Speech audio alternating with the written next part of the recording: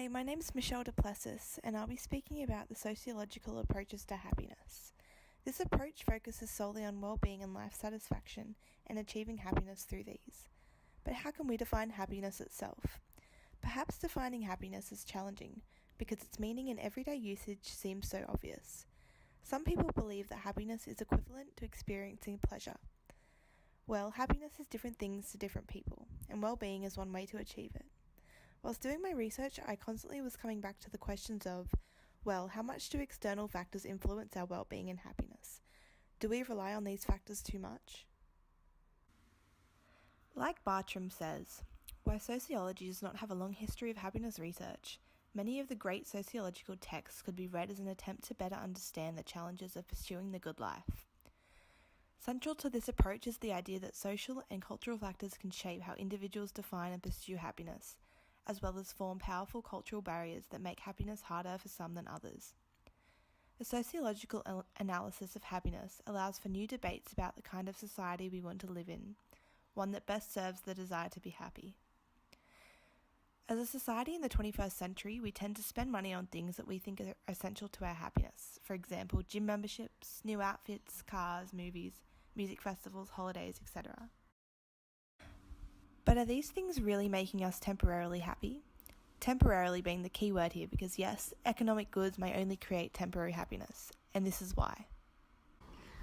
Well-being is something that we experience and are conscious of experiencing. The distinction between objective and subjective well-being is that happiness is the affective component of subjective well-being, while life satisfaction is the cognitive component, the evaluations that we make about how well our lives are going. Or in other words, subjective well-being is internal and external is the objective. Inner well-being is seen as human, spiritual well-being associated with one's personal characteristics and features. External well-being develops from the perspective of perception and one's evaluation of human society. Objective well-being may include things like income and other economic goods, political rights and freedoms, social relationships, and health and more. These are objective as they are desirable, even if some individuals don't recognise them as such, and perhaps desirable regardless of their subjective consequences. But subjective consequences, for example, happiness, are important in their own right, and the reason to insist on this basic distinction between two types of well-being is that there is often not a strong correlation between them. A higher level of objective well-being is no guarantee of happiness or satisfaction. So, Bartram in his text explains that several basic psychological processes help explain why rising incomes do not generally bring increased happiness. One is the notion that we adapt to the higher level and do not experience lasting subjective benefit, neither from the income itself nor from most of the purchases that we make from it. A related issue is aspirations. A higher income may lead to greater happiness if it's matched stable aspirations for income. But a higher income is typically followed by raised aspirations for further increases. The gap doesn't close and our happiness does not change. A third process is social comparisons, reflecting the fact that income is in part a positional good. It matters not only in enabling consumption, but as a marker of status. This is a key reason why, in a cross-sectional analysis, high earners are happier than low earners. If one's income rises in line with the increases of others, then one's ranking remains unchanged, with corresponding implications for happiness. Being happy is a key feature of life in most societies today, yet strangely there has been little sustained analysis of the nature of happiness by mainstream sociologists. Seslick, in his text, suggests that this neglect of happiness research is rooted in how sociologists often construct happiness as something that is predominantly a subjective, positive phenomenon that has emerged within the wider development of Western modernity. He says that happiness tends to be seen as superficial, fleeting emotional experiences, such as we see in the joy of shopping or pleasures of eating and drinking. Happiness, then, can be simultaneously banal and also linked to the problems of modernity. For example, our fixation on the quick fix, high of consumerism. Happiness, therefore, is often viewed as problematic by sociologists, as it distracts us from more significant underlying social processes that shape our lives, obscuring more authentic ways of experiencing life. Almost all of us will have felt happy at various points during our lives. Listen to any pop song or read any novel, and there is a reasonable chance that happiness will feature somewhere in the words. Watch, look or listen to any advertisement, and you will likely come across a product or service that promises to improve your life in some way. We are constantly exposed to images of a happy life, and we are also surrounded by suggested routes that we can take in order to attempt to obtain one. Not only have we seen a proliferation of the self-help book industry in recent decades, but we also have available to us a range of websites, videos, and mobile phone apps that can help to guide us in the direction of happiness and fulfillment. And if that's not enough, the growth in popularity of techniques such as yoga, mindfulness, and meditation in recent years means that we can be taken there by qualified experts through a vast range of classes and workshops that are now on offer. So, if happiness is such a concern to people, then surely it is necessary to try and understand what this thing is that seems to be preoccupying them. So, what creates a good well-being? And how can we compare happiness by well-being on a scale? Well, we can't. But we can try to understand how much our well-being and social external factors influence our happiness. There are life satisfaction tests you can take online, but how accurate are these really? Each of us have individual unconscious values and goals that, when achieved, heighten our quality of life and well-being.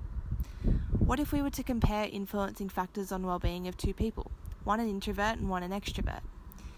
Yes, the factors will influence them differently. One's happiness may be influenced more by the internal well-being and others by the external factors. But to what extent do external elements influence our well-being? And should we rely more on the internal factors to achieve happiness, such as self-esteem and socialness, etc.? For example, each of these images can be represented as an external influence. Could you live without these things? How do they affect your well-being? Well, when I was to ask my family and friends, their responses varied. Social interactions are everything. Family and friends are what makes me happy. One said, simply being in the presence of my family and friends can shift my whole mood. One responded with, money creates a very high level of happiness for me, but only for a short period of time. Abraham Maslow theorized that people have an innate desire for self-actualization. In other words, they are born with a desire to be all they can be and pursue that desire with vigor. In order to reach their ultimate goals, however, they have to meet their own basic needs, such as food, safety, love, and self-esteem. These basic needs, according to Maslow's theory, are split into 5 tiers. These tiers are often displayed as a pyramid, and at the base of this pyramid are the most basic of all, the physiological. Examples of physiological needs are breathing, food, water, sex, and sleep. As you progress from the base to the top of the pyramid, the needs become increasingly psychological and social. Needs such as love, friendship, and intimacy begin to take precedence the higher up you go, along with personal esteem and feelings of accomplishment. So, should we start worrying less about the economic goods that impact our well-being and more on the spiritual achievements? Personally, my beliefs on achieving total happiness through a good well-being is based from my learnings from the movie Into the Wild. It's about a young boy who takes off into the American wild in search for a simple form of happiness with nothing but himself and the natural environment. He leaves behind his family and friends and donates all his money to charity. He does meet people along the way and makes strong human connections to which he has some of the best times of his life. In the end, just before dying, he thinks back to all the friends he'd met and the laughs he shared with them, and he writes, "Happiness is only real when shared." For me, this is such a powerful message. Firstly, we don't really need any of these temporary economic factors to achieve true happiness, but we do need human interaction, even if we aren't consciously aware of this. Whilst we're interacting with people, we don't often think about how it's affecting us, but communicating, sharing emotion, and laughing with another soul gives us a sense of wholeness, not being alone.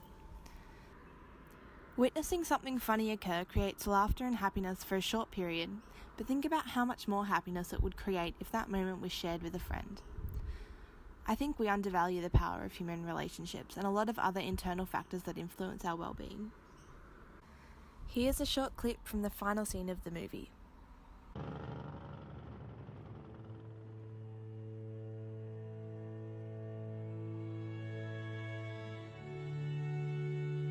What did his voice sound like now? What would he tell about now?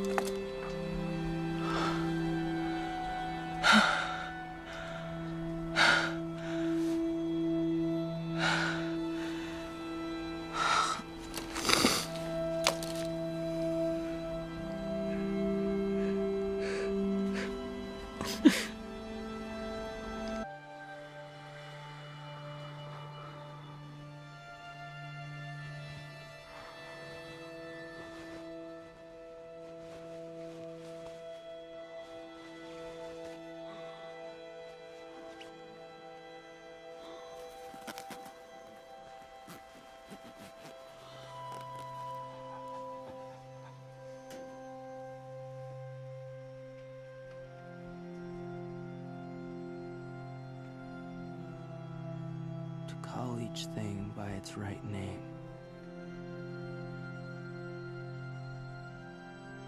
By its right name.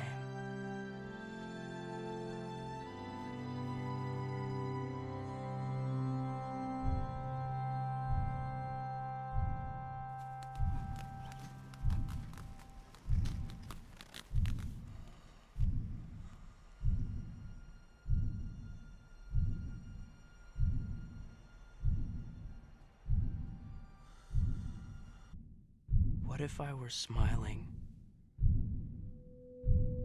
and running into your arms?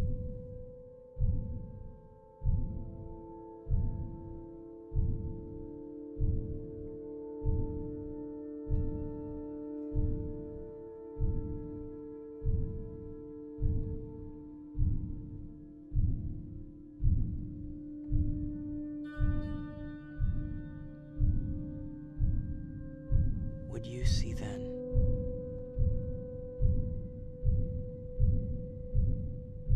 what I see now?